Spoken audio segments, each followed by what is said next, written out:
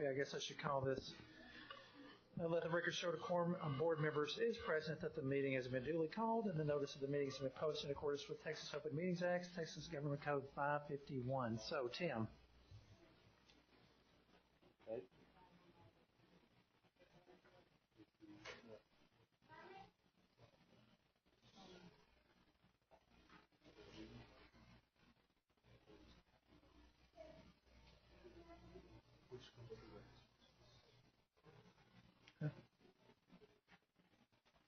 Supposed to be.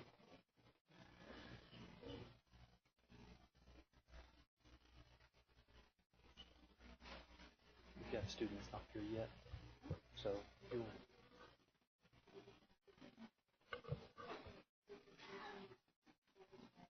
Oh, that's. Yes. Okay, sorry, we had a brief little mishap there, but no, it wasn't a mishap, we're just someone here a little bit early. So, okay, I am excited to bring to you tonight. I've got the anxious students behind me from Cox and J.C. Thompson. We have worked diligently with them. They're going to get up here and give the presentation for you. We have a bunch of helpers here in the front that are going to help you walk through the virtual environment, everybody at the dais, and if there's a few extra, some audience members as well. But we have worked with both Cindy Ford, the gifted and talented specialist from Cox, and Marcy Conrad, the gifted and talented specialist from Thompson. That's J.C. Thompson, not to be confused with Lance Thompson, which you will be touring here in just a few minutes. But I just want you to know that we've worked with the children. These students, they're phenomenal. They do great things with these VR environments on their own, and they've collaborated with our partners. We've got a group of people here from Huckabee. If y'all just raise your hand or stand, they've collaborated with the folks from Huckabee to bring you some very cool insight into the new prototype that we're going to be building here in just a few short months. So I'm going to turn it over to our first presenter.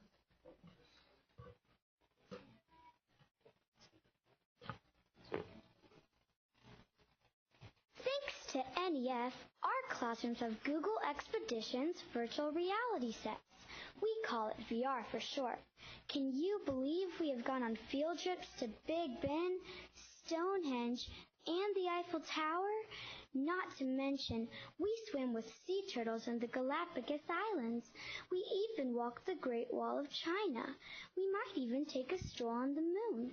And can you believe we've done all this without leaving our classrooms? We simply look through these goggles to teleport our learning to new places. No passports or school absences. It's truly out of this world.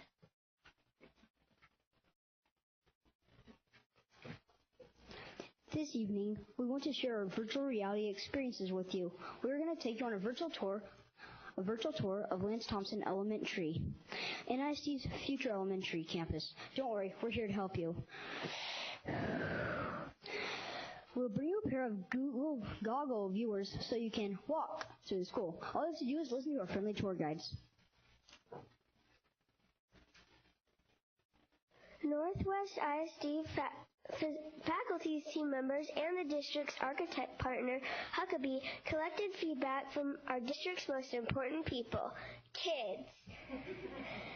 Some examples of student feedback used in this design include flexible seating, the library's open features and location, centralized makerspace, and collaboration spaces. At this time, your guides will help you turn the viewers on and take you to the first room on our tour. You can see the entire room by moving your viewers as if you were looking around the room. You will notice this building has a very open concept. For your safety, we ask that you remain seated for the tour. Okay, so we're going to have our kids come up and work with each of you. Y'all can come around, all the way around back behind if you want. Come on back behind. Come on around, yeah.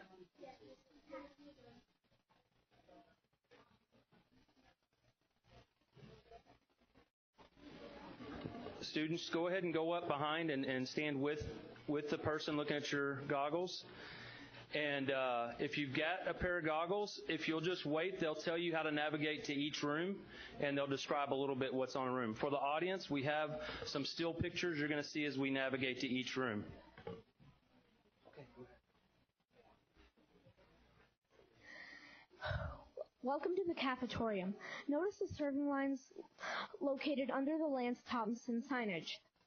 Adjacent to that, you will see the stage. Across from the stage, you will see the balcony for viewing student performances. Enjoy the view towards the parent pickup area and notice the shaded outdoor waiting area. Now find the right arrow at the bottom of your screen to navigate to the next room. So our viewers, if you look in the goggle and look down and find the right arrow and then press the button, you will go to the next space.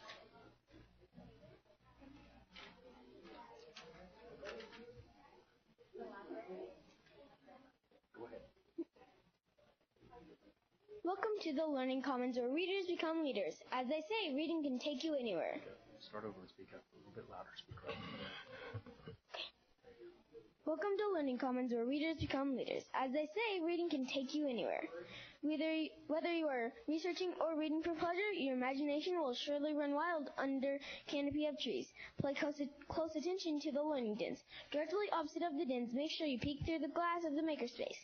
This is where our future problem solvers and engineers will spend time actually creating and inventing projects. Now find the right arrow at the bottom of your screen and tap the silver button on the top right of your bureau to navigate to the next room.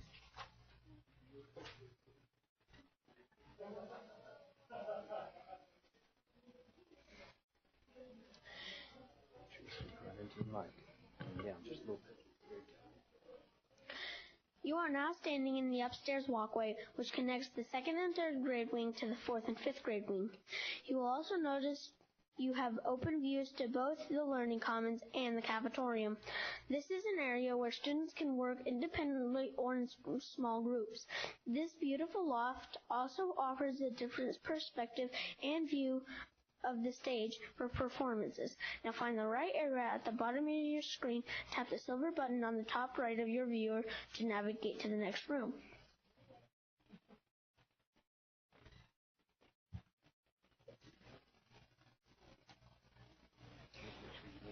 Step one, sit down because you're tall.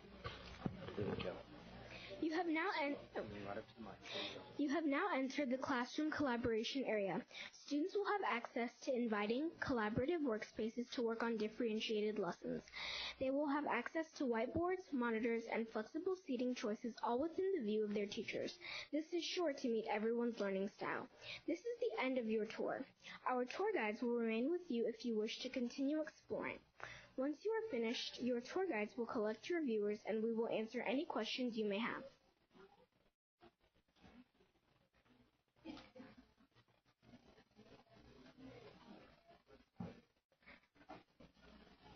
We hope you have enjoyed your tour of Lance Thompson Elementary. We also hope you have enjoyed your VR experience, just like we do on our campuses. Thank you for inviting us. We would like to send best wishes to the students and staff of Lance Thompson Elementary, opening in fall 2019.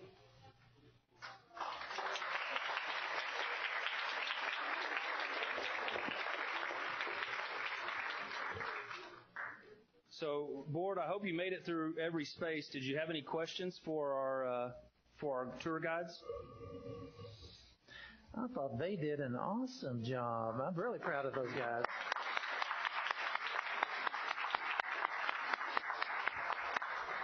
Well, what I would just say in closing is I know that our tour guides have agreed to stay. I know we're about to adjourn into executive session, but our tour guides are willing to stay and help any audience members that would maybe like to take a peek who came for tonight's viewing as well. You guys should try it. It's really nice. Okay, we are now going to adjourn into executive session, and we'll be back in a while.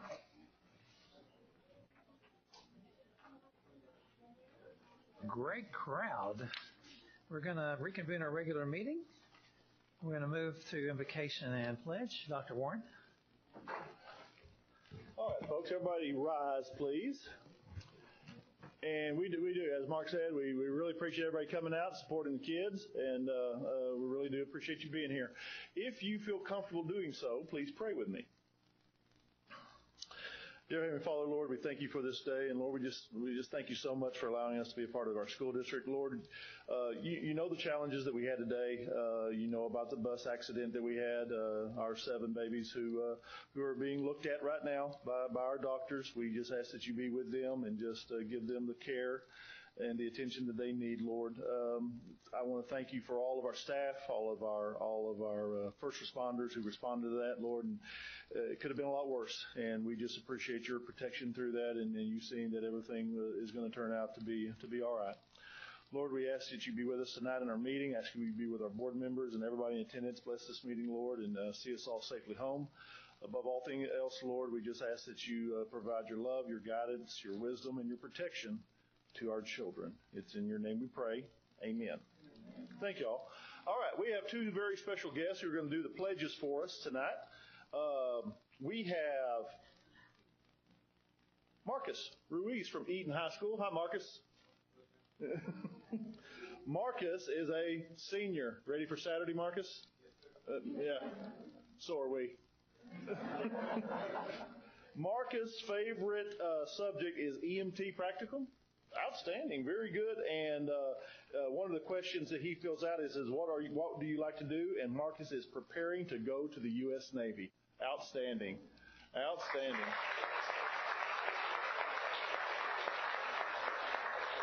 Dr. Eddie is in attendance, and Dr. Eddie says about Marcus, he says that he is an amazing leader and a student, that he is an outgoing commander of the Eagle Patriot Club. So Marcus, thank you for being here. And we have Wyatt Rutan. Wyatt, how are you guys? He is a junior at Eaton High School. His favorite subject is art. What he likes doing best, tell everybody what you like doing best. Come on. He's the Eagle. He's our mascot. I love that. Yeah.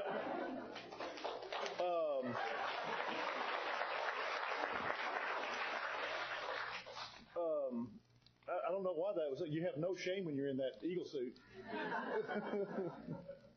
Okay, so Marcus was the outgoing commander of the Eagle Patriot Club, and Wyatt is the incoming commander of the Patriot Club. So those guys are going to.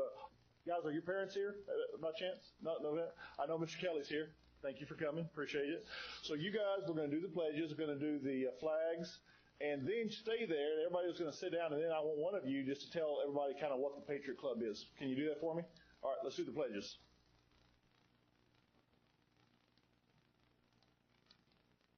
Pledge allegiance to the flag of the United States of America and to the republic for which it stands, one nation, under God, indivisible, with liberty and justice for all. All right, now the Texas, please.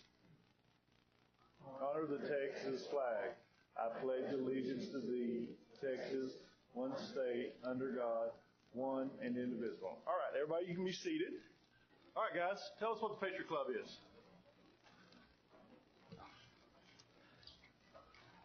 The Eagle Patriots Club is our way for not only serving our community and serving our school, but to build having a JROTC program at Eaton High School. It's something that we feel would genuinely benefit the student body and prepare the futures for several students at the school. Marcus is going to the Navy, and I've yet to decide my branch, but I know I want to serve my country. And I know many of my fellow students feel the exact same way. We think this would be a brilliant way to give back to the community and to prepare plenty of students for their future in the United States military. Yeah. And so the Eagle Patriots Club kind of helps us out to help our cadets that we currently have in the unit to be ready for the JROTC program if it ever comes into effect. Outstanding, guys. Thank you all for being here. Now, stay put. We got a little gift for you. And Mr. Kelly, we really do appreciate your efforts with these guys in the group. Thank you. You read them all? Well, actually, Celine Braswell is back there currently Googling different ways to start ROTC, JROTC. We've already talked a lot about that, haven't we? Yep. All right. That brings us down to item number 6, and that is to administer the oath of office. Dr. Warren? All right. So if Mark and Josh will come down, let's do it down here, Brenda. And Mr. Hastings, if you'll come down front. Y'all go down front. Yes, sir. Please.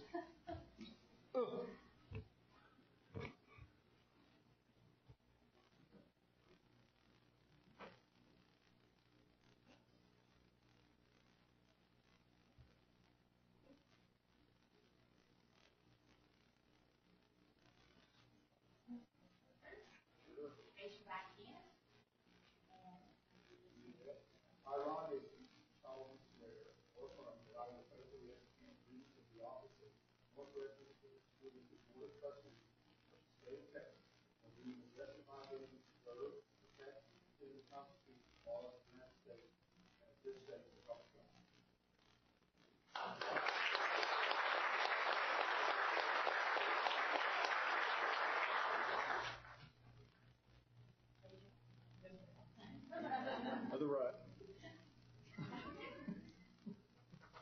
I, Mark C. Spooner, do solemnly affirm that I will faithfully execute the duties of the office of Northwest Independent School District Board of Trustees of the state and of Kansas, and will to the best of my ability preserve, protect, and defend the Constitution and laws of the United States and of this state. So help me God.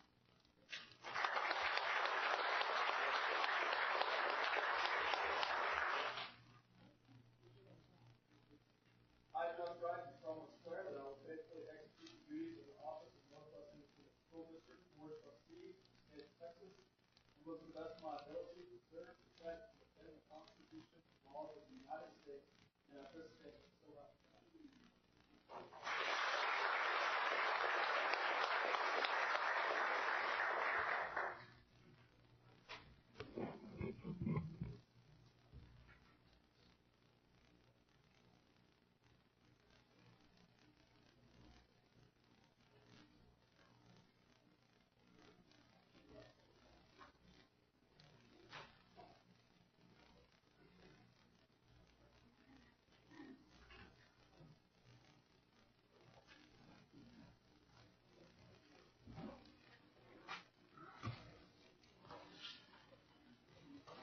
That brings us down to item number 7, election of officers. I must say I'm very excited about this one. Josh, you have actually led a committee to come up with a slate of proposed officers. I did. Now, Mr. President, Yes, Mr. Wright. move to designate Judy Kopp as the president of the Northwest ISD Board of Trustees. Second. A motion has been made by Mr. Wright to designate Judy Kopp as the board president, seconded by Dr. Roush. Is there any discussion on that item? All those in favor? 1, 2, good. Motion carries 6-0. She misses one meeting. So, hopefully we will have a leader here shortly. So we'll move down to the vice president. Mr. President, Mr. Wright. I move to designate Dr. Ann Simpson as vice president of the Northwest ISD Board of Trustees.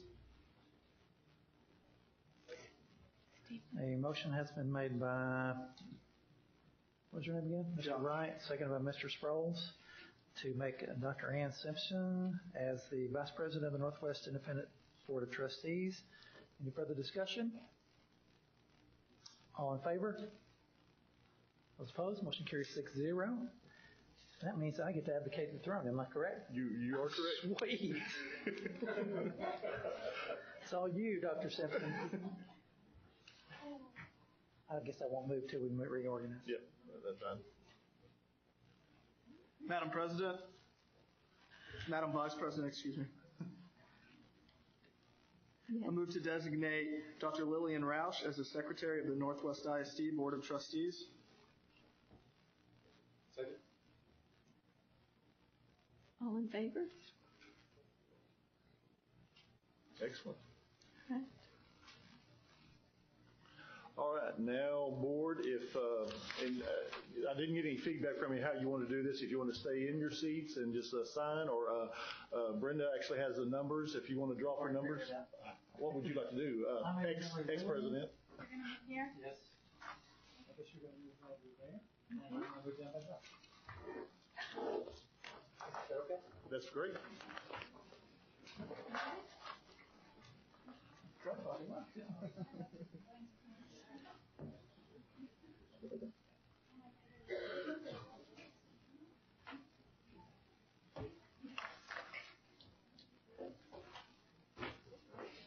Excellent.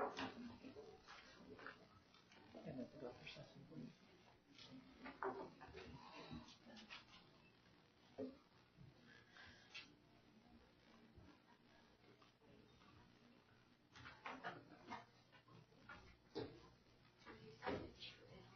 Oh, that's important. I'll stay.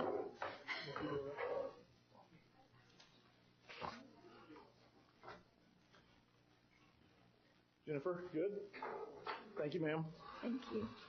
And Mr. Sluter, let me just say thank you for your leadership. It's been wonderful. Exceptional.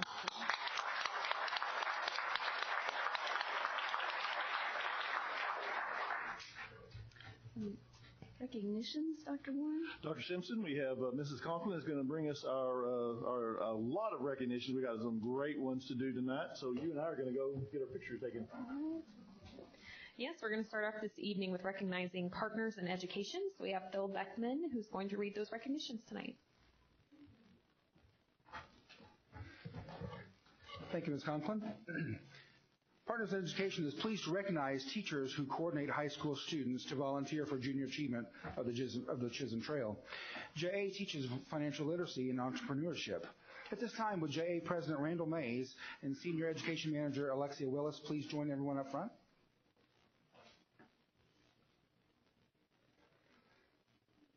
And Mr. Conklin, what are we getting all these? Yeah, There's certificate. Oh, okay. Very good. Thank you, ma'am. From Byron Nelson, Paula Railsback.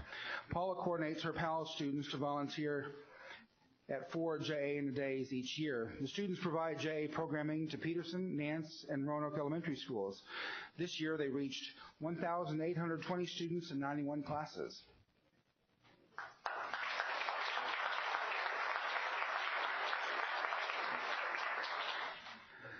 From Eaton, Kelly Broughton. Kelly partnered together with Logan Mitty to coordinate their PALs and Education Pathway students for the first time to provide JA programming to Seven Hills Elementary School. Their first effort allowed them to reach 500 students in 25 classrooms.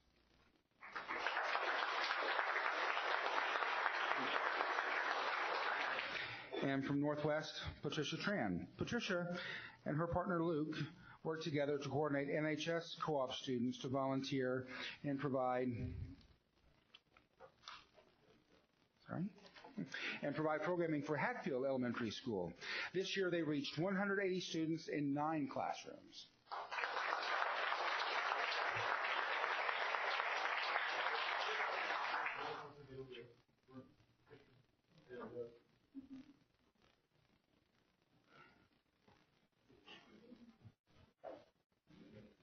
Anything good?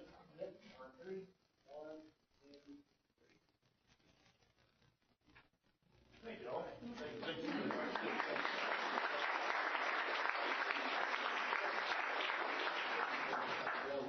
We appreciate the support. Okay.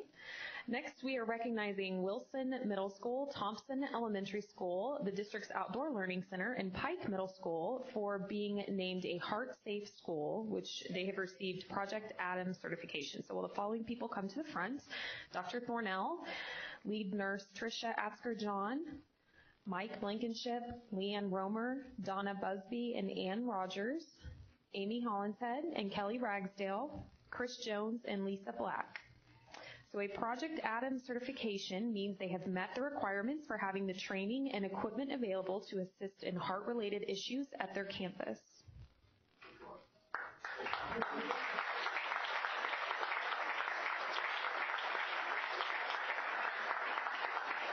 And I think we may also have somebody with Cook Children's Project Adam here as well. Is it Sarah? Did you want to say just a few words? Okay.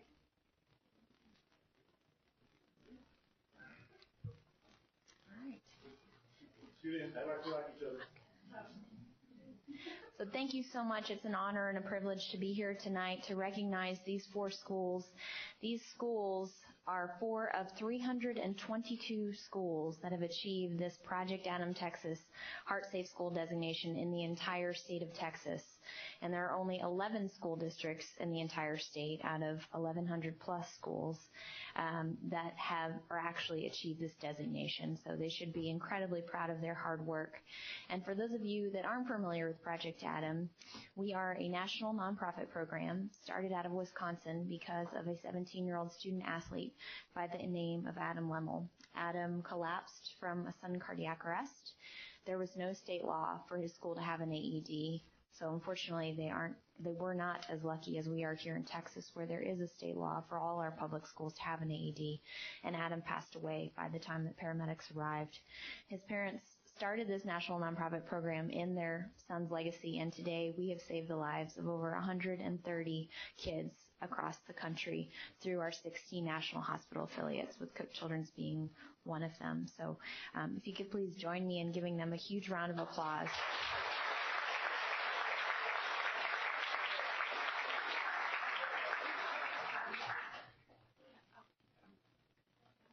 We have banners to present to you guys, so if you can go back up just really quickly. I'm sorry. I'm sorry.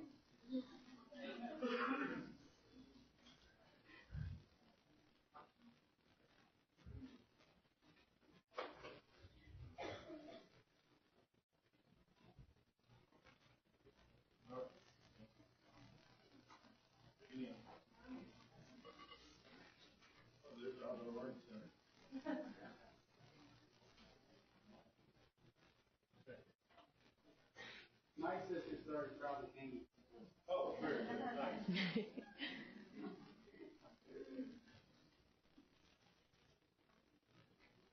Awesome. Thank you.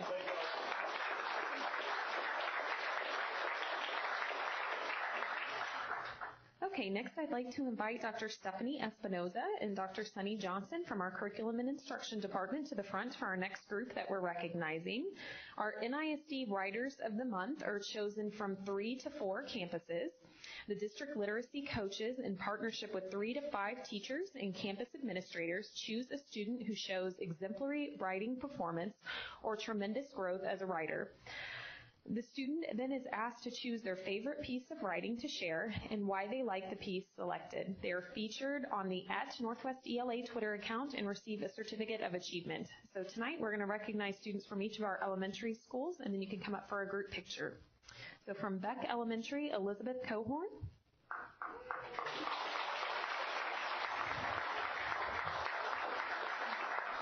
From Cox Elementary, Christine Nguyen, and I don't believe she's here, but oh, she is. All right.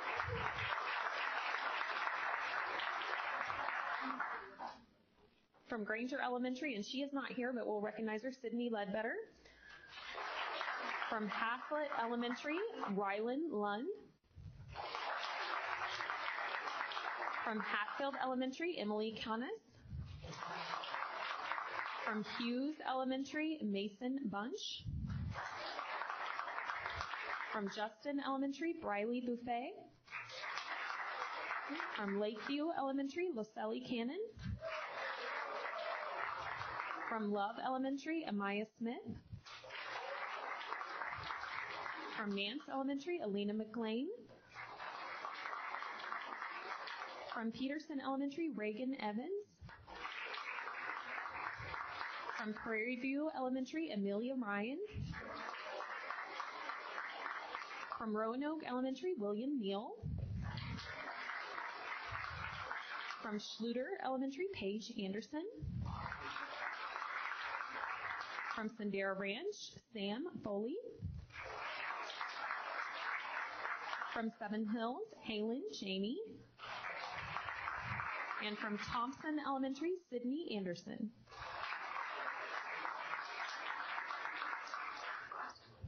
So if we could get you guys centered, we'll take a picture.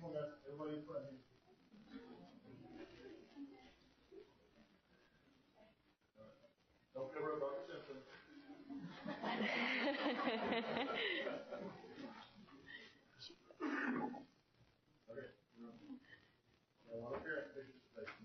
Good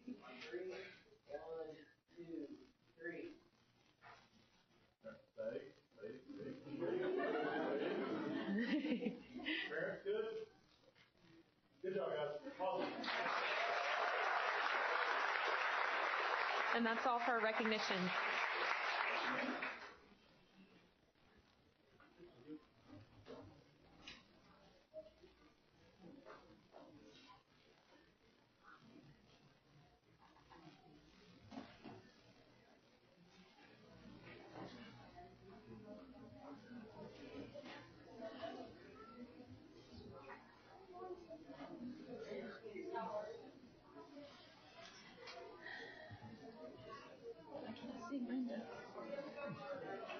Brenda. Thank you all very much. Speakers? No. No.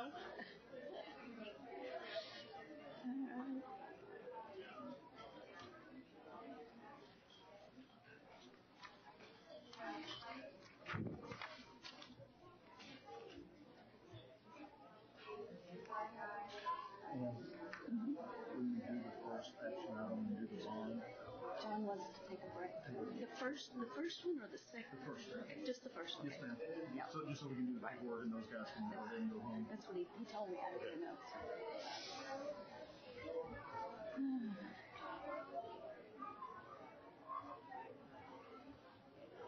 All right. It's a lot during the construction report. All right. All right. And there is no public participation tonight? All right. Then we'll move to the consent agenda. Dr. Simpson, I motion that we approve the consent agenda as submitted. Second. All right. The consent agenda, we have a motion made by Dr. Roush and seconded by Mr. Wright. Approval? Thank you, Board. Got it. Thank you. All right.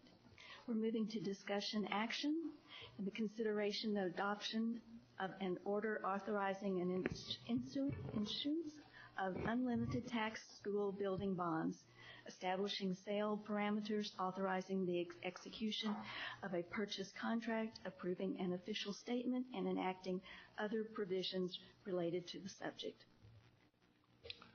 Board, this was introduced to you last board meeting as a discussion item, the authorizing the sale of these of the bonds. Mr. Graswich is here to answer any of your questions. After those are answered, I would recommend approval. Madam Vice President, I move to approve an order authorizing the issuance of an unlimited tax school building bonds, establishing sale parameters, authorizing the execution of purchase contract, approving an official statement, and enacting other provisions related to the subjects as recommended by the administration. Second. Okay. A motion has been made by Mr. Sluter and seconded by Dr. Roush to approve an order authorizing the issuance of unlimited tax school building bonds, establish sale parameters, authorizing the execution of purchase contract, approving an official statement, and enacting other provisions related to the subject as recommended by administration. Vote. All those in favor? All those in favor? Okay. Thank you, Board. Passes.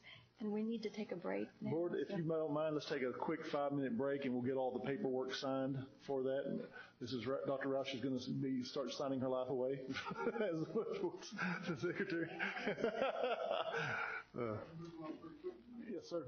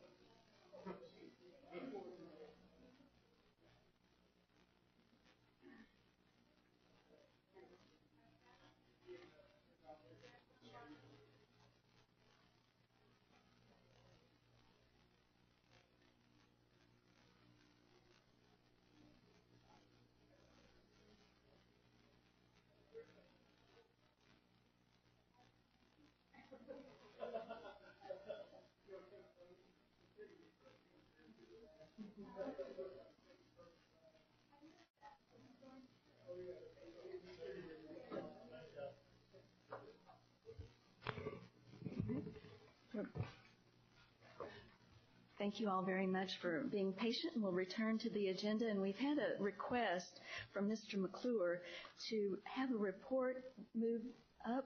It'll be item 12 on their agenda B, the facilities report. He has a special presentation that from Mr. McClure, please. Yes, thank you, Dr. Simpson. I think in respect for our students studying this week and final weeks, it'd be nice to get him up on the agenda, so I appreciate the board's decision to allow us to move our report ahead of time. So we're going to bring you the facilities and planning and construction report now, but we're going to start off with introducing Jack Groves. Jack, if you want to join me. Jack is a sophomore at Northwest High School in the STEM Academy, and he's here to tell you a little bit about his Eagle Scout project that he presented to us back in the spring of this semester, and wanted to take on an area that was near and dear to the STEM Academy, a little courtyard that was unused. And I'm going to let him talk about all the work that he put into it and present to you what the transformation process was of that courtyard.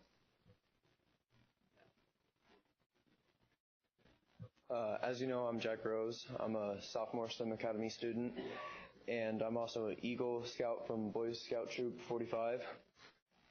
Thank you all for allowing me to present Palermo's patio at the STEM courtyard this evening.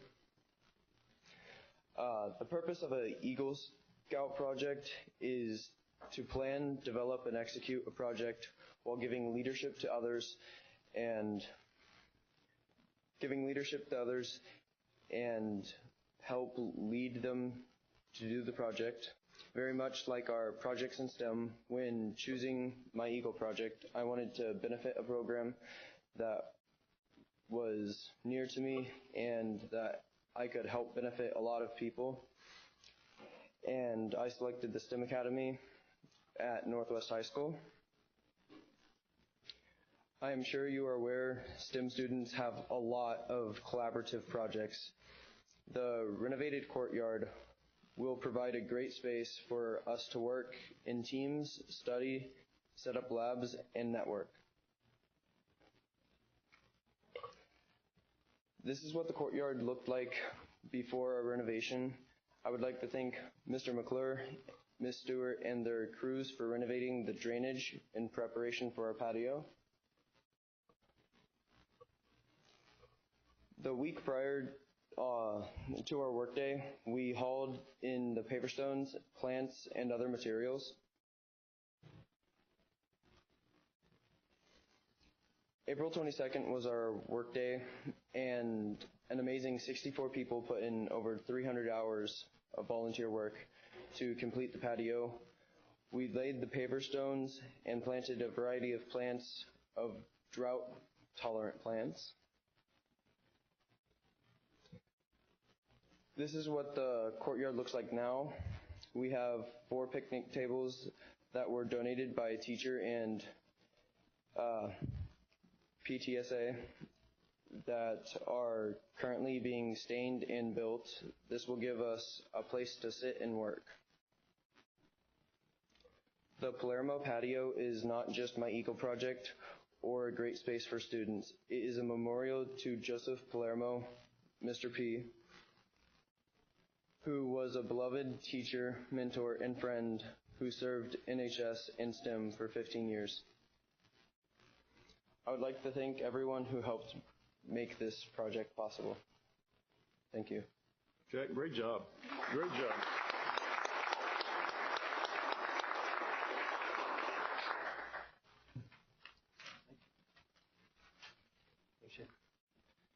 You know, I just want to add to the presentation that many of you may not even know this space exists. I know when I first brought it to Dr. Warren, he said, where is this thing exactly?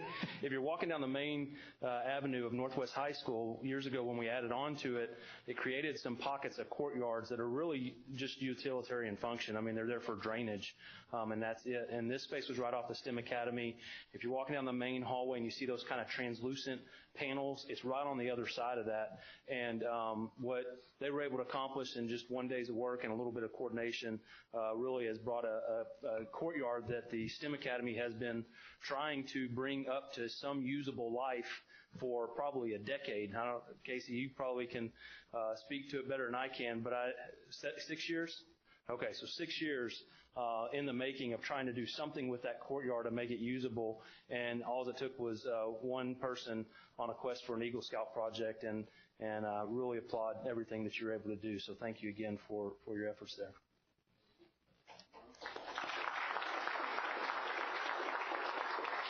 With that, I'm going to turn it over to Ms. Stewart. Thank you. Good evening, guys.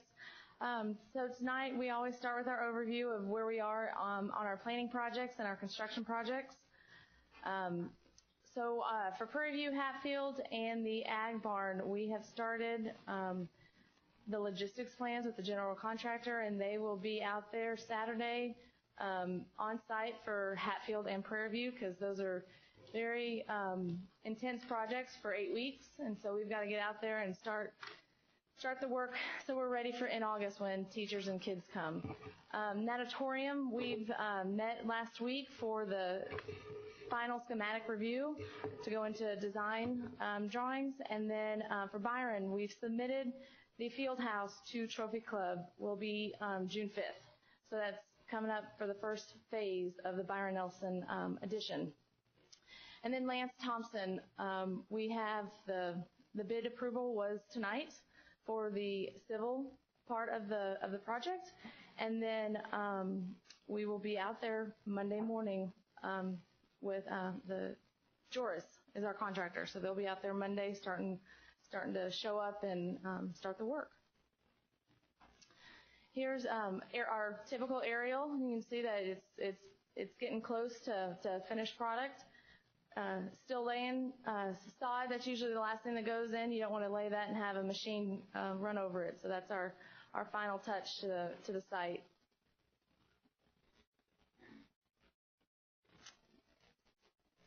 Then we go into the building. the general contractor received a temporary certificate of occupancy last week. We are going to start installing furniture next week. It'll start to be delivered, and we'll get that through the building. And hopefully when the staff comes back in July, they have a building ready to go, and curriculum will start delivering next week as well. And we'll have people set up at the site to accept those deliveries and organize it with coordination with Ms. Weber. And so just a few pictures of, currently this is the band hall. So you can see our graphics are starting to go up, the final touches. It's really coming together. It looks great.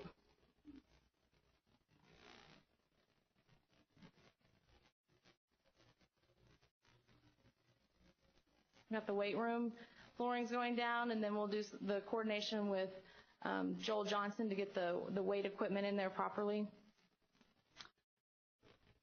Locker rooms, and then finished classrooms. Lizzie Curtis, we are working very hard on this project. It's going to be a tough schedule, but we'll be ready for the kids in August. We've got sheetrock actually is going in this area currently. This was taken a week ago, but our contractor is making strides every day, and we are on them. Currently been working on the schedule since this morning, and making sure that they're hitting their dates that they need to hit in order for us to be prepared for the kids in August and teachers. Just giving you some general pictures around the site. We've got roof going up, stud walls are going in, rough ends. All the necessary things are going on. Today we started roofing the gym and cafeteria. And the next phase after the gym will be, here is the library. The library, as you guys may remember, we took the walls out of the library to help with the concept that we have for Elementary 19. So just starting that feeling of the open concept. So this is the library, even though you can see there's not really any walls that are in there except the back wall. But decking started in here today. So we're starting to dry up in that area, and they will continue. And it'll take a couple days, just a couple days to get this dried in, and then we'll start with the studs and rough ends and sheetrock. Bricks starting to go up. We've got 4 foot all the way around the building, and now they're starting with the cast stone around openings such as the windows.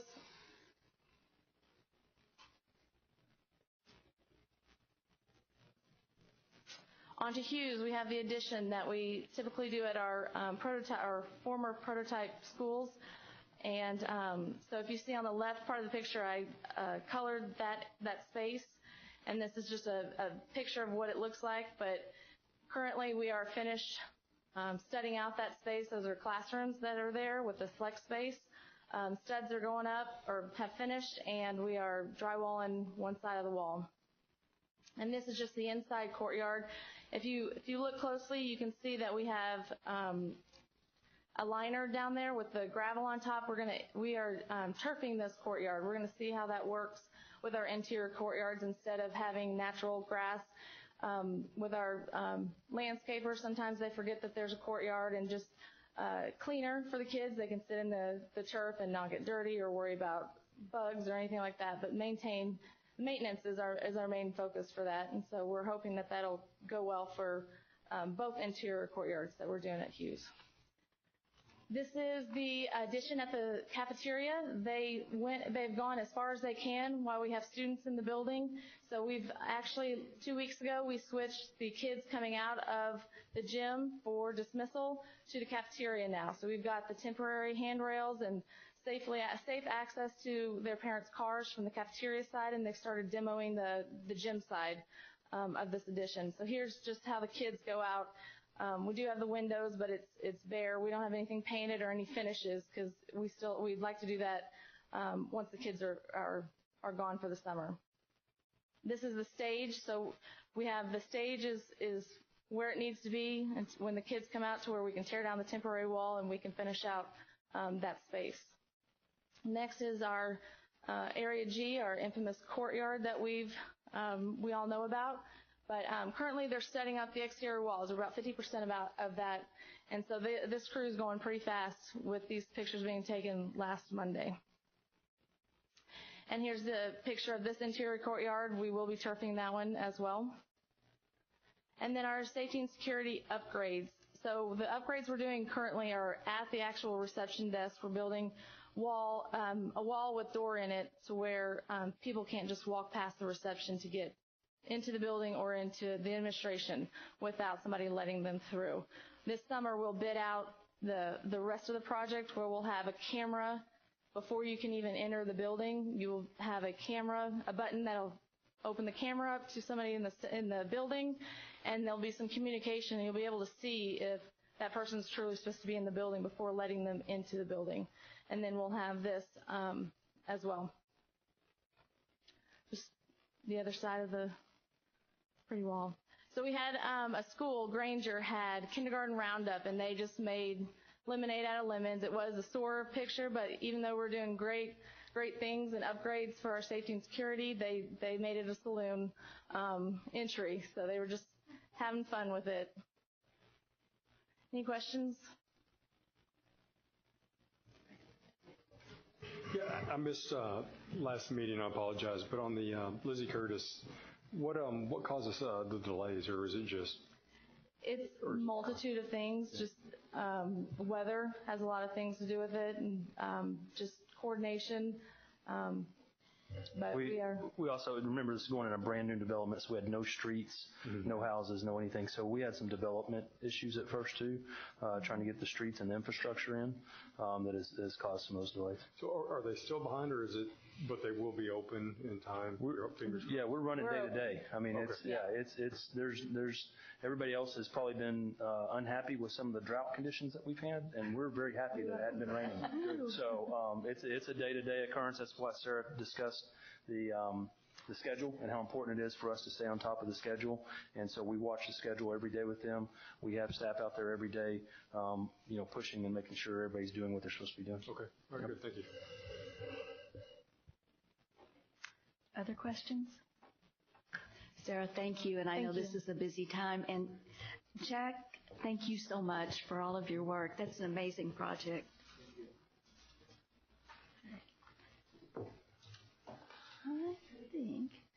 I think we're moving back to discussion action, and I believe it will be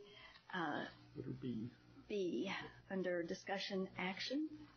This will be the Northwest ISD 2018-2022 Strategic Framework, Core Beliefs, Vision, Mission, and Strategic Goals, and this is an action item. Thank you, Dr. Simpson. Board, this was introduced to you last board meeting. Again, I tried to show as much pride as I could and appreciation. We had over 85 members of our community, our teachers, our students, our leaders, our community leaders, community business people. They came together and really did a phenomenal job, worked very hard on this, came back with a 25-member writing committee, did an equal amount of work writing these things. So if you look on page 115 in your packet, there was the graphic that Emily had worked out on this. There is a folder at each of your places, and just a couple of things I want to bring your attention to. I had two things sent to us from board members. Judy called this morning, and her only question about, and because several places you read about the emphasis on the whole child in our framework, and she just wanted to know the definition of the whole child, and the thing that we talked most about during those work sessions. Our parents, our teachers, our students, everybody was very pleased and proud of our academic standards, knowing that we need to keep raising the bar academically, but also the need, and this is where the whole child came in, the need to focus on the kids' social emotional beings as well. That not only are we progressing them year to year academically, but we're really making sure that they are socially and emotionally ready to leave us as well. So we're really going to, upon your approval of this, we're going to have a lot of deep discussions on how we best do that to make sure that, hopefully more times than not, it's working with parents, working with families to take care of kids. Sometimes that's not the case. So we really got to make sure that we do a good job in that. And then Dr. Simpson, I believe last Thursday, had submitted, she just was kind of thinking through, she called herself our resident English teacher last board meeting, and she was just thinking through, if you look in your packet that I just gave you, you'll actually actually see one of the core beliefs. We went through Dr. Simpson's suggestions and just the thoughts that she had in our cabinet meeting, and we do think that it reads better. Her suggestion on core belief number 3, each student's success is a shared responsibility of students, families, schools, and communities, rather than the success of each student. We just think it reads better. We think it really puts an emphasis on the intent of the committee. So, board, here on your sheet that we printed off for you, there is the recommendation from your committee, from your writing committee, and from your administration, the core beliefs, the vision, the mission, and the strategic goals of your 2018-22 framework. So I'm going to recommend you approve as written, and after your questions, I would love for you to approve this. And Dr. Warren, I would like to mention that if we are concerned about the whole child, that we should probably have an Aggie shirt on instead of the Texas shirt. Just I was prompted for that.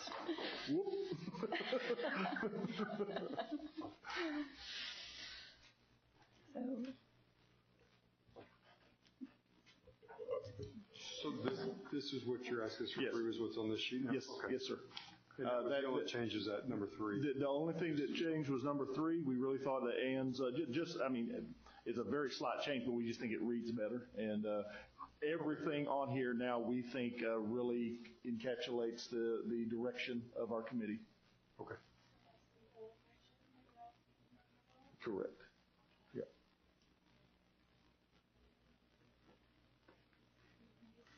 Discussion? But we're going to do the OR version. Is that what we're doing? That's correct. Okay. Madam Vice President, I move to approve the 2018-2022 Strategic Framework Core Beliefs, Vision, Mission, and Strategic Goals with the following changes. And then with that, line number 3 under core beliefs to read, each student's success is a shared responsibility of students, families, schools, and communities. Second. So we have a motion made by Mr. Sproles and seconded by Dr. Roush to approve the 2018-2022 Strategic Framework, Core Beliefs, Vision, Mission, and Strategic Goals with the following change, which would be the third statement, each student's success is the shared responsibility of students, families, schools, and communities. Any further discussion? All in favor? Motion carries. Thank you, Board. And if you know any of the committee members, and several of you were there as well, thank you, and thank your committee members. They did a great job for us. We're moving to item C, staffing for 2018-2019 school year. This is an action item. Board, this information begins on page 119 in your packet. Dr. Cayley and Mrs. Barker went over this with you in both budget work sessions, and Kim Barker did a great job introducing this to you last board meeting. Can't tell you enough about the work that was put into this. I'm very pleased with the thought process that we were in this. And again, after your questions, I would recommend approval. Madam Vice President. I move to approve the 2018-2019 second staffing request as recommended by the administration. Second. We have a motion by Mr. Sluter and seconded by Mr. Wright to approve the 2018-2019 second staffing request as recommended by administration. Discussion? All in favor? Thank you, Board. Thank you.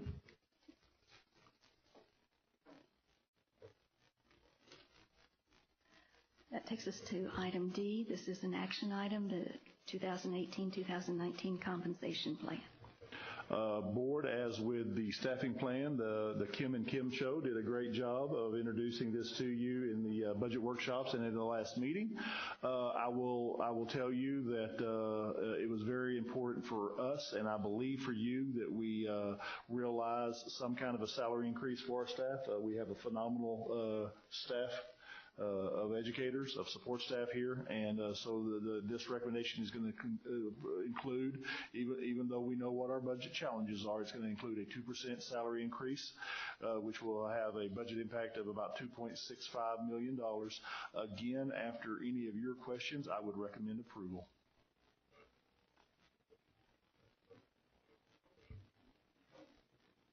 Is there a motion? Madam Vice President, I move to approve the 2018-2019 compensation plan with a 2% employee salary increase to the midpoint as recommended by the administration. We have a motion by Mr. Sluter, seconded by Dr. Roush, to approve the 2018-2019 compensation plan with a 2% employee salary increase to the midpoint as recommended by administration. Discussion?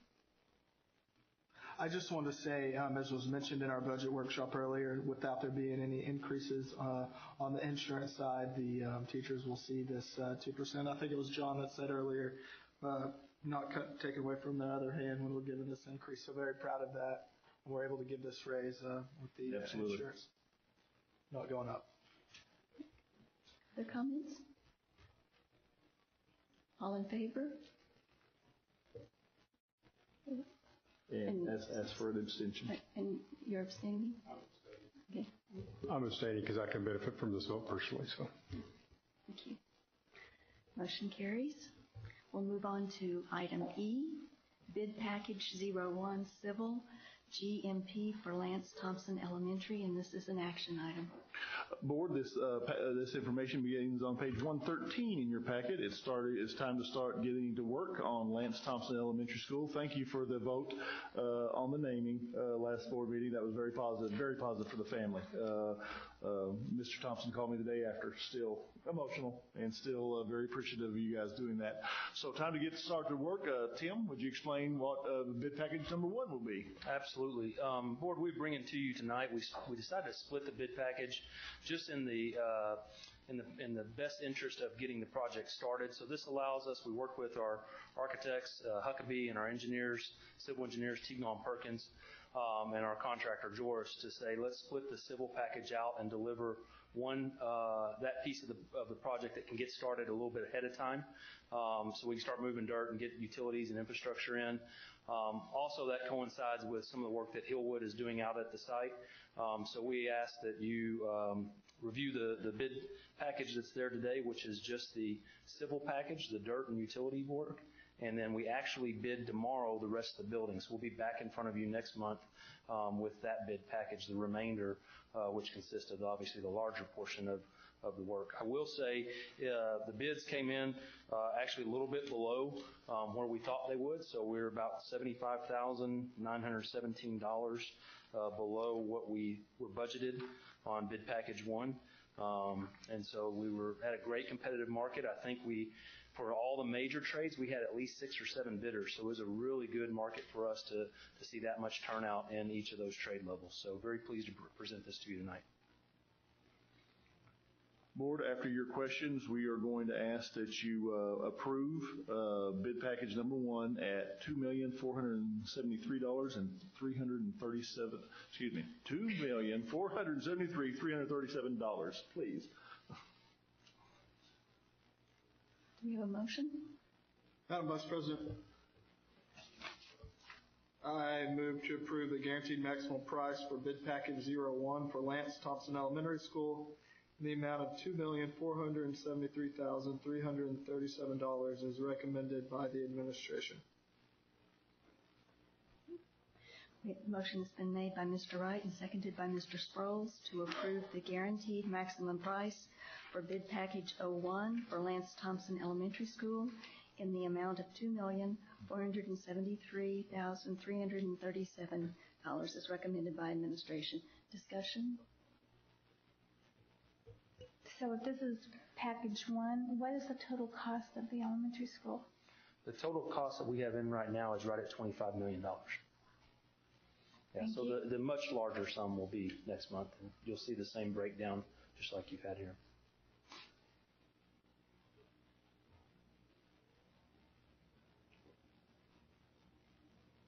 Other questions, discussion? All in favor? Thank you, Board. Thank you. Thank you, Tim. We're moving to item F, the resolution of the Board of Trustees of the Northwest Independent School District approving support by the Northwest Independent School District of the Northwest ISD Educational Foundation. This is discussion in action. Board, you do this every year in support of the NEF and the NEF board. Be very proud of Emily. Emily has done a wonderful job. She and her staff have done a wonderful job. The NEF board is really engaged and really coming up with ways to support our kids, support our teachers. So I proudly recommend that you pass this resolution in support of the Northwest ISD Education Foundation. You have a motion? Madam Vice President, I move to approve a resolution of the Board of Trustees of Northwest Independent School District approving support by the Northwest Independent School District of the Northwest ISD Education Foundation as recommended by the administration. Second.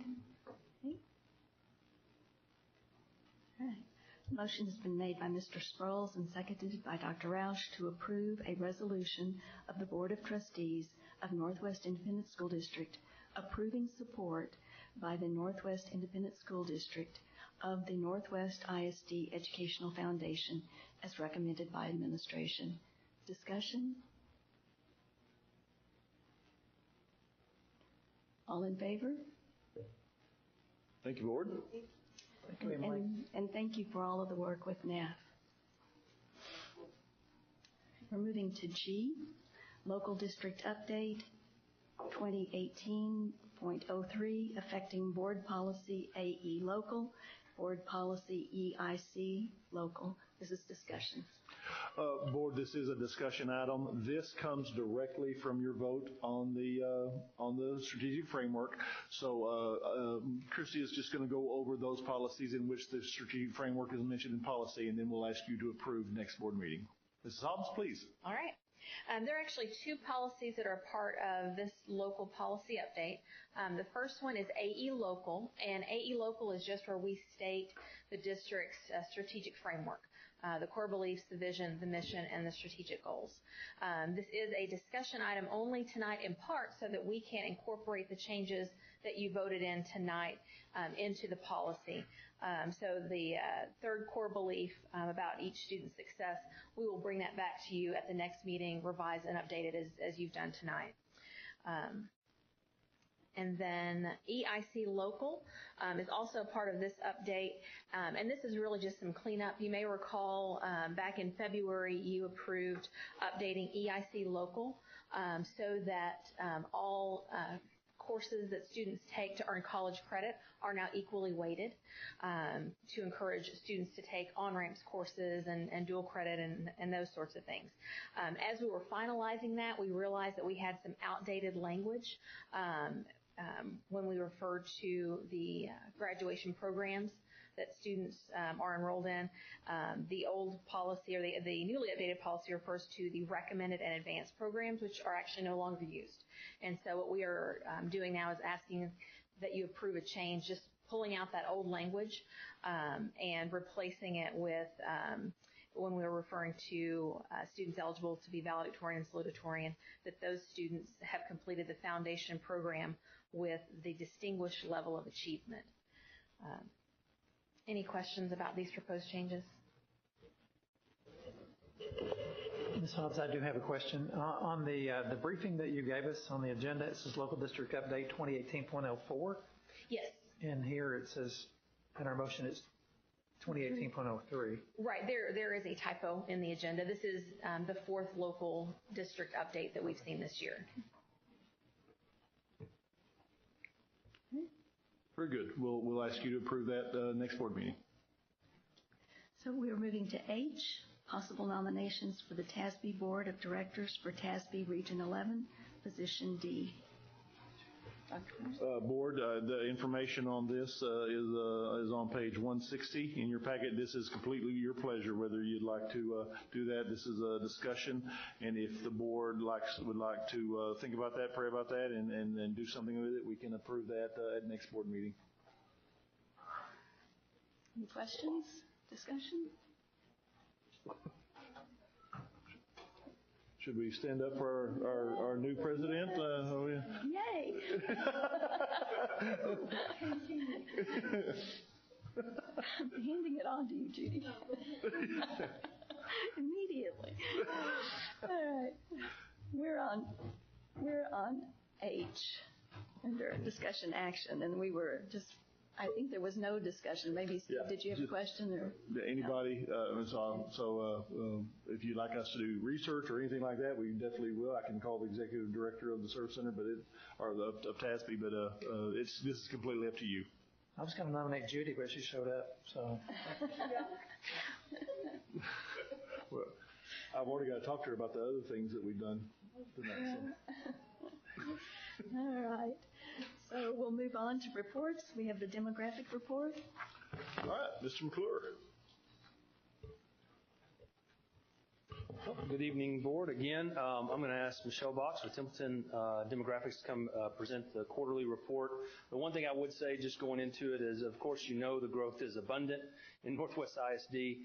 We're working with Templeton Demographics as we're reproducing our new boundary maps, and one of those boundary maps that gets printed from my office and our facilities office actually shows the number of developments that are active, either being planned or being turned by dirt.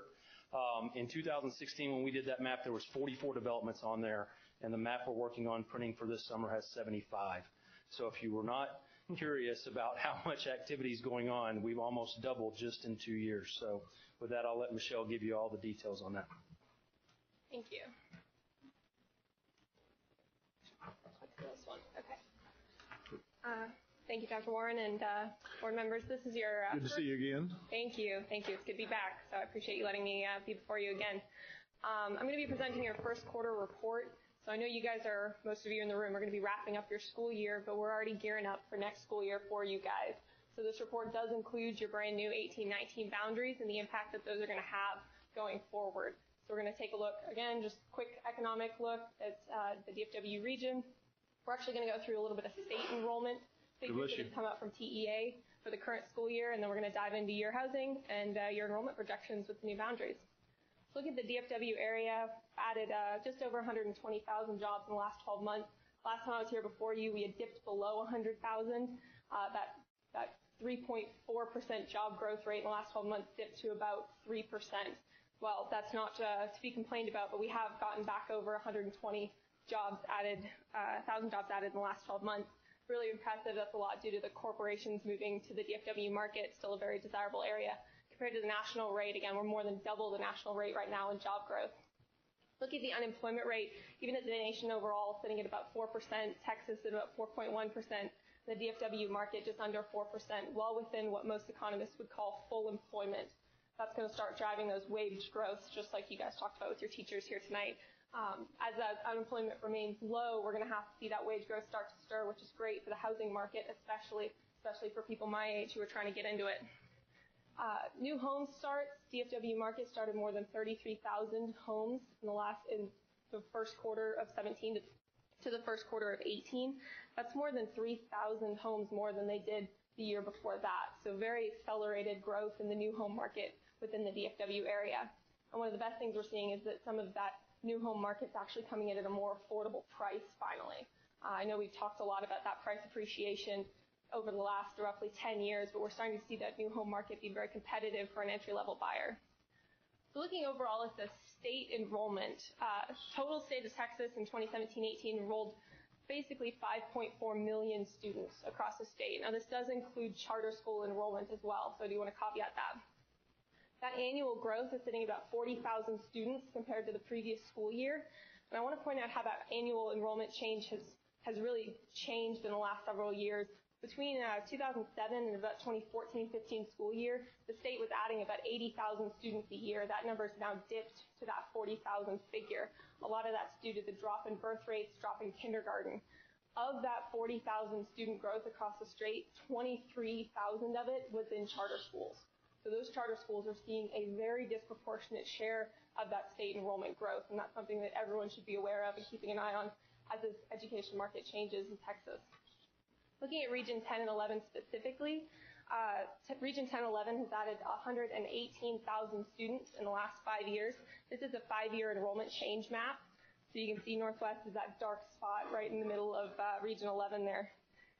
And the last year, Region 10 and 11 added 18,000 students. And again, about half of that was in charter schools within the region.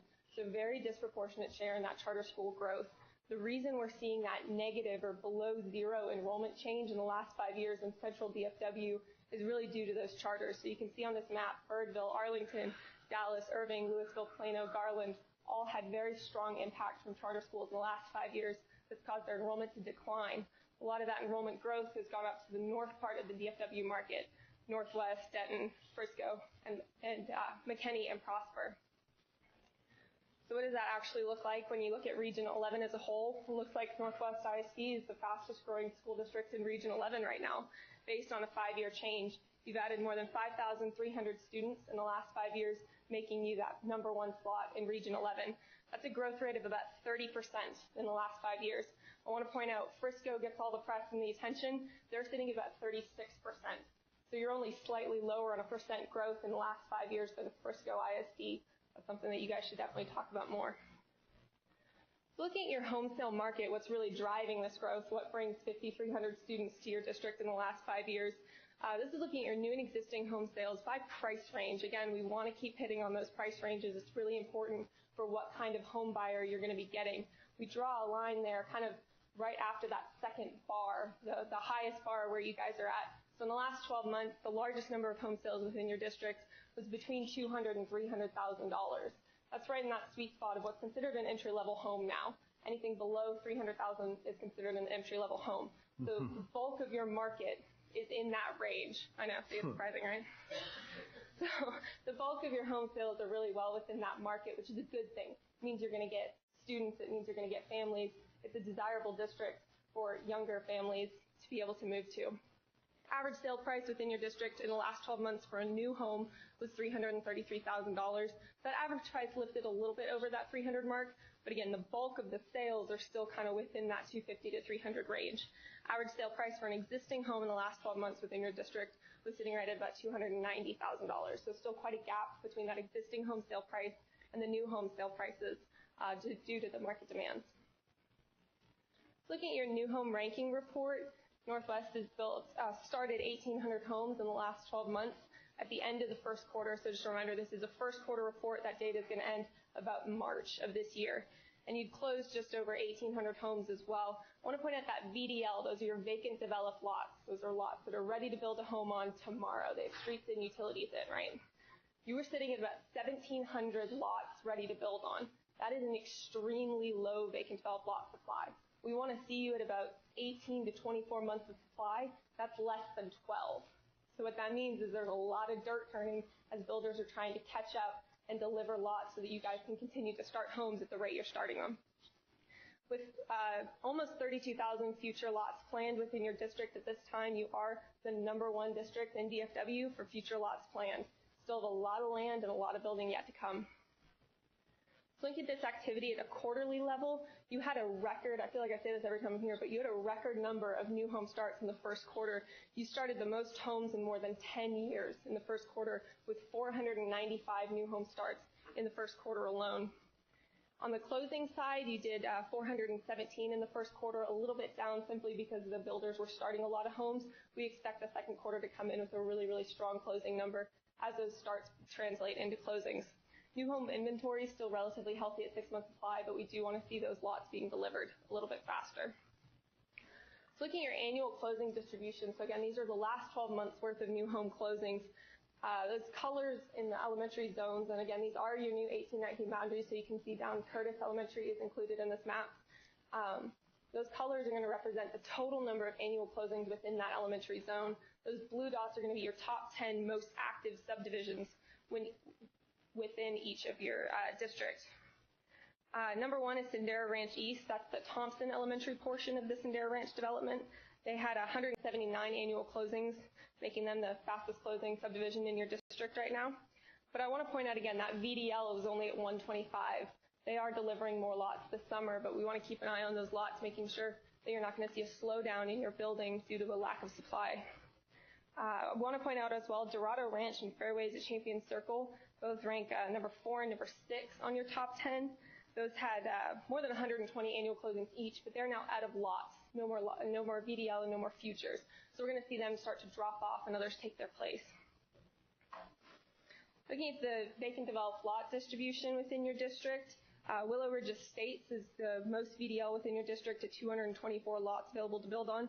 They just delivered a section of 196 lots in the first quarter, so they jumped up to number 1, and we're going to expect them to build through those lots relatively quickly. I'd also point out Legacy Ranch and Hawthorne Meadows, while ranking on your VDL, do not show any closings yet. So they've delivered a lot of lots, starting homes, but they're just now starting to get to a point where you're going to see students out of them. So Justin, Roanoke, and Schluter Elementary, again, some of your top VDL supply where you're going to see the most students and the most activity going forward. Looking at where the futures are, it continues to push out a little bit further and further to the west. You can see that top 10 almost as a band on your western ridge right now where the future developments are going to be planned within your district. Pecan Square up in Justin Elementary has the largest number of future homes planned within it, and they anticipate starting groundwork this summer or this fall. So you're going to see students out of Pecan Square in probably the next 1.5 to 2 years. So of those top 10 future subdivisions, 5 of those 10s already do have groundwork going. So while you have a lot of activity, a lot of groundwork starting on your largest, most active subdivisions already. Would point out Hughes, Granger, and Peterson elementary zones, as they sit in these 18-19 boundaries, do not have any future lots planned within them. They're nearing build-out in that portion of the district. Looking at your housing activity by elementary zone, that new Curtis Elementary jumped to the top with 339 annual starts within the district, and well and away the most quarter starts at 153 within that new boundary. The next highest was Justin at 96, so Curtis definitely has a large share of that new home activity right now due to the developments that are inside of it. Curtis also has the most homes under construction at 184, and I would point out that inventory figure does include that under construction number. So the inventory figure includes your models, your finished vacant, and that under construction. So that 980 total inventory homes within your district right now, we would expect, because those are first quarter inventory homes, pretty much all of those 980 are going to be occupied for the start of school. That's how we like to look at that. So you're still going to see a lot of students coming in for this fall. Next slide is going to be your district housing overview. So this is looking at, as Tim mentioned, your more than 70 active and future planned subdivisions that we're tracking for you at this time.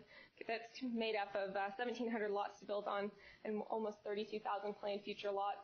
Of those 32,000 future lots, groundwork's underway on about 2,800 of them. So diving into just a few, again, I don't want to bore you with slides on all 70 of those subdivisions right now, so we're just going to dive into a couple of the faster moving ones, particularly Hawthorne Meadows within the new Curtis Elementary zone. Hawthorne Meadows has 580 total lots. They've already started 113 homes in there, and that says annual starts. That's just in 2 quarters. They did 81 in the first quarter alone. So D.R. Horton has started in there, and they've really shown up, and they're building a lot of homes in that zone. Having that Curtis Elementary in there is a real draw for young families. We expect those to yield pretty high students and be a very desirable area with that new school. Groundwork's also underway on 236 lots that'll be delivering this summer. This says that they could start 150 homes in 2018. We think that really could be more like 200 at the pace they're going now. We could see probably 200 to 250 homes sold in the next year. And again, that price point is kind of at that sweet spot right now for an entry-level buyer at $230,000 to $300,000. Across the street, Berkshire, 760 total lots, 460 futures. They have 29 homes under construction, and they've been building about 150 homes a year. They do have a future school site in that development, and I know it looks like it's right across the street from your new Curtis Elementary. However, we like to keep in mind that 1,800 to 2,000 units or residential units make up an elementary zone. So between the Harmon Ranch there, Hawthorne Meadows, Berkshire, and then the future multifamily units that are going to be coming along 287, you're well exceeding that 2,000 residential units just within that small Curtis zone. So this is where, again, credit to you guys, you've really gone out and pursued those school sites and made sure that you're keeping an eye on where you're going to need school sites for the future. So there is a second site in the Berkshire development. Wellington, I know we've all seen a lot of groundwork moving in Wellington. They have more than 1,600 total lots planned. Also additional 1,200 multifamily units are going to be planned within there. They do have streets paving in their first, or the streets are now actually paved in their first section with 300 lots. Model homes have started construction. They're going to have their first home starting in about the next 6 weeks. You're going to start seeing framing going in there and foundations being poured. They anticipate their first homes will be occupied by the end of this year. So we will see students, maybe not for August, but by November, December, there will be students coming out of the Wellington subdivision. And the van tract, we brought this up to you guys last time we came before you. The van tract was actually, had a preliminary plat that was denied for 570 lots. So at this time, that project is not moving forward. They have some roadway and access concerns that they're going to need to address before that will move forward. Fairways at Champion Circle, I mentioned before, they're one of your top 10 annual closing subdivisions. However, they're going to start dropping off because they've built out of lots. They're built out of lots right about now, actually. They're finishing up their last homes. However, Oak Creek Trails has really taken over their slot, and they've started almost 200 homes in the last 12 months with only 63 closings. So they've got more than 87 homes under construction right now in the Oak Creek Trails. They're going to be building 200 plus homes this year. 17 Lakes with 748 total lots has 450 homes occupied, 120 annual closings. They've been starting and stopping homes because they haven't been able to keep those lots delivered. So they've got their groundwork underway on their final 220 lots that are going to be delivering this fall. So we anticipate them to go through those lots very quickly. You'll see a big influx of students from 17 Lakes in the 19 school year. Up north in the Justin Elementary Zone, Timberbrook with 1,500 total future lots has streets paving as well. Again, in first quarter data, so those streets are paved at this time. They're starting their first model homes, and they anticipate, again, the first homes to start construction in about the next 6 weeks. And they also expect the first residents late this year, possibly early next year, depending on when they can get those move-ins going. Harvest has 3,700 total lots planned. About 980 fall within your district, within this subdivision, 305 futures, 177 annual starts. They started 75 homes in the first quarter alone. Harvest and Canyon Falls both have been very active, building about 175 to 200 homes a year. Looking at the multifamily quickly, just a quick reminder. I know the single family might feel a little overwhelming sometimes, but we do still track some of the multifamily that's going on with your district as well. About 950 units currently under construction. Of those, 280 are age-restricted units. It's kind of us letting you know that we know about them, but they're not going to impact you. So you can disregard 280 of those units that will not see students out of them. An additional 68 units fall within Junction Crossing. That's the split apartment complex with Keller ISD. It's in the Peterson Elementary Zone, and I know that your district is aware of that. We like to just remind everyone that there is kind of that funny boundary line within that 68 units do fall within your district. And there's roughly about 3,200 planned future units at this time. Those range in all various stages of development. Some are submitting plans, and some are still multiple years away as land sells and more development comes. So starting to look at your 10-year forecast by at the grade level. This fall, we project that you're going to enroll 24,285 students. That's a growth of about 1,150 students from where you are right now. I do want to point out that 5th grade class is now your largest class. That's going to show a little bit of a bump into the middle school. So you're going to see those middle school numbers increase a little bit, and the elementary numbers are going to look a little flat. But that's simply due to a large exiting 5th grade class right now. In the next 5 years, we think you can enroll 6,600 students. Again, previous 5 years, you were about 5,300. We think you can accelerate to about 6,600 in the next 5 years for a 2022 enrollment of 29,700 students. In 10 years, I think you could increase again to about 14,000 students added in the next 10 years. That's a 2027 enrollment of 37,224. I'd recommend keeping track that 5-year, right? Don't get scared by that 10-year number. So looking at the campus level, Curtis Elementary, we have forecasted to start this fall with 390 students. I know that sounds a little small, but remember they did have the most new home activity within their zone already as a brand new school. So by 2019, we project that Curtis could enroll 500 students, and by 2020, more than 620 students due to the activity within their zone. I would also point out, so those green boxes are going to be within 5% of capacity, and the yellow boxes appear to be over capacity. While this looks like a lot of yellow on this map, when we were before you in the fourth quarter, before you had approved these 2018-19 boundaries, we actually had 5 campuses projected to be over capacity this fall. That's now to 1. And I would point out with the Hughes expansion opening to 850, that buys them enough capacity until 2022.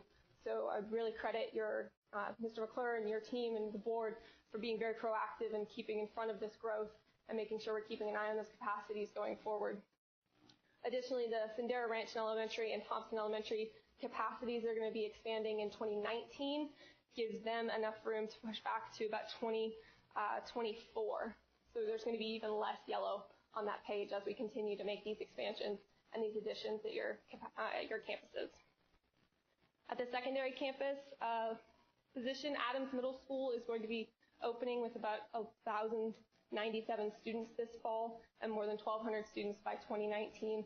Again, your southern part of your district is a large share of your new home activity, so that Adams Middle School zone is already increasing very rapidly in new students. We also show that Medlin Middle School will enroll about 1,200 students by 2019 as well. Again, there, that bump, you can see that bump due to that 5th grade class, adding about 300 students at the middle school level this fall. At the high school, Byron Nelson High School is projected to enroll more than 2,500 students this fall and about 2,700 students by 2020. And Eaton could enroll more than 2,500 students by 2019.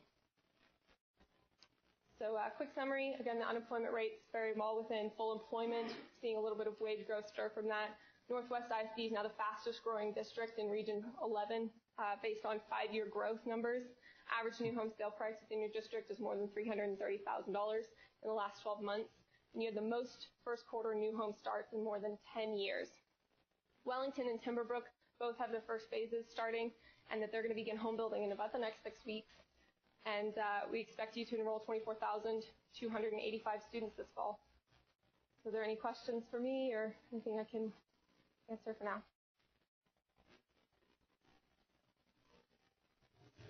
Questions? Yeah, on the growth in DFW as a whole, but also Northwest, is it coming from California? It's coming into the state, or where's the growth coming from, or most of it coming from? Yeah, that's a great question. So some of it's just basic population growth. Millennials are the largest generation, and they're starting to have children. The average millennial is now 30 years old, reaching prime children age, childbearing age. And also, yes, you're absolutely right. There's Texas is actually split. It's about 50% inside the state migration and about 50% outside of the state migration. So we're seeing a lot of movement from more rural areas into more hubs, as well as from California. Oklahoma as well is a big proponent of Texas growth as well. Okay. And Tim, this is more for you, but you mentioned the quarter. One of the things you said, the record openings or closings again, like she said every year. How is that impacting the schedule for opening schools based on the last bond? Is it accelerating things, or are we still on track? No, I think we're still on track. The important thing to know is when we work with Templeton and we work through bond programs, they're a key component in that bond process. If you go back and look at the numbers, and I'll mess up the actual numbers, but just know that this bond program kept us ahead of the number of seats projected by about 500. So a 3 to 4 year bond program today that we're in year one of.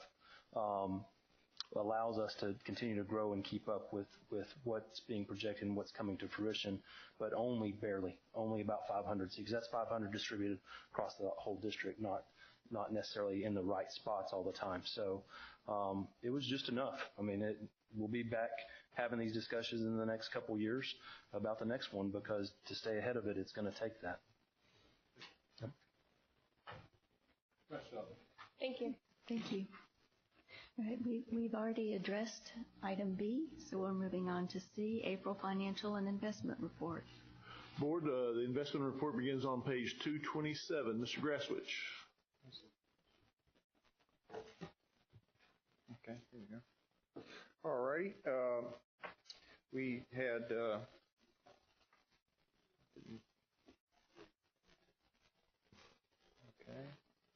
There we go.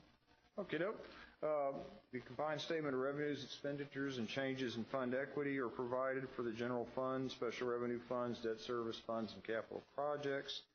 In totals, we have the investment report prepared by the district's investment advisors, First Southwest Asset Management.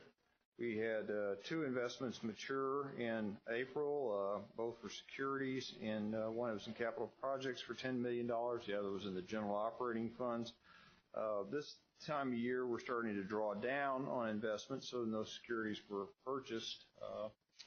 We had $248 million invested and earned just shy of 1.7% interest rates. Of course, if you think back about a year or so, we were down to like 0.2%.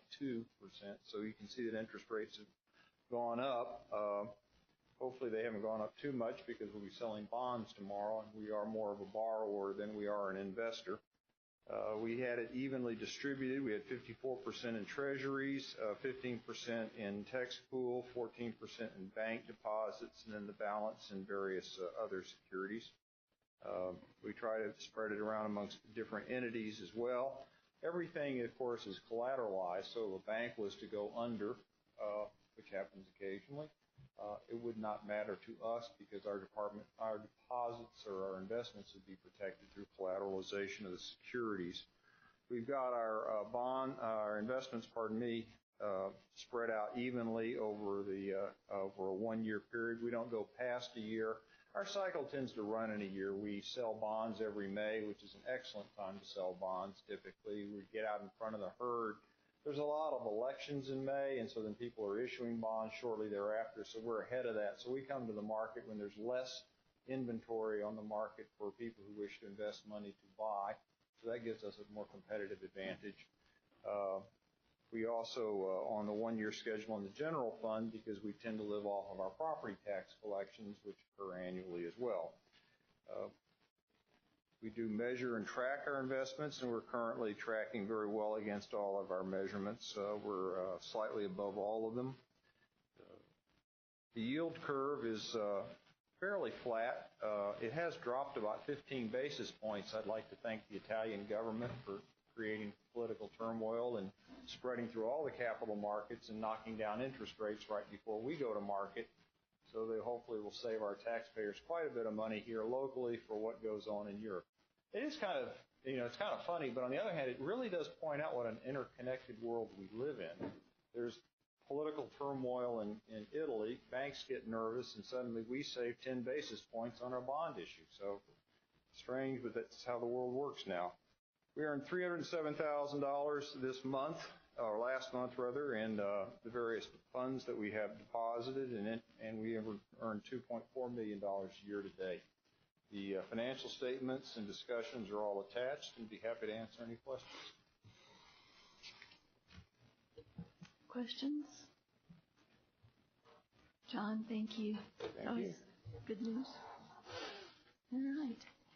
We're on item 13. Consider any items removed from the consent agenda, and there were none.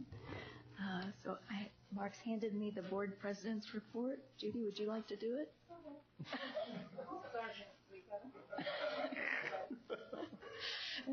The first thing on the report says draw for new board seats, but I think we did that, so we can skip that. And then we have the SLI conference, June 28th through 30th at the Omni. So we check with Jennifer if we want to register, and then I guess graduation this week, right? Anything else? Yep, and that's what, Dr. Simpson, we have, remember we have 4 graduations in 2 days. Steele High School will be on Friday, 7 p.m., and then we will go over to North Texas, and Northwest will be first at 10 a.m., Byron will be at 2, and Eaton will be at 6, so that'll be a great day and honoring a lot of our kids. And if you are driving to graduation, Jennifer has placed a folder for you for a parking pass and the directions on where your place will be, so make sure you have that before you leave. believe, on that. So do that. And folks, we're going to continue to monitor our kiddos on the bus this afternoon, make sure that everybody's okay. And I will be calling the parents personally. Dr. Round-Slavin has already done that, and we'll do it again tomorrow. Just make sure everybody's all right. We have one final agenda item, and that's the organization of the Board of Trustees. On the organization of the Board of Trustees, and you have at your seat the list of dates for next year's meeting. So we need consideration and approval of board nominating committee's recommendations for the designation of signatories, dates, times, regular meetings, delegate and alternate for the 2018 TASB Delegate Assembly, voting representation for City of Fort Worth Tax Increment Reinvestment Board meetings, voting representative for the North Texas Council of Governments Assembly, voting representative for Communities and Schools, voting representatives for Northwest Education Foundation. And this is an action item, so I believe we need to take this one at a time. Is that correct? Can we do it all in one? I believe so. All right.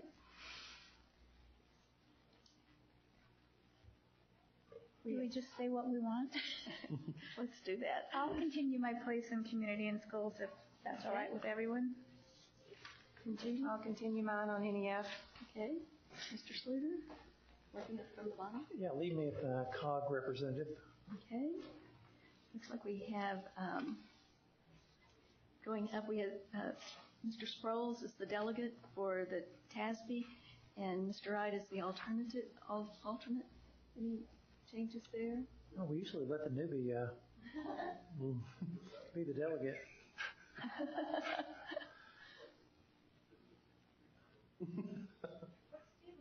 No, it's not. I should do that. So you want to do the City of Fort Worth, Steve? Sure. Okay. So Ron, as the TASB delegate, and who would be the alternate? I'm fine being the alternate. Thank you.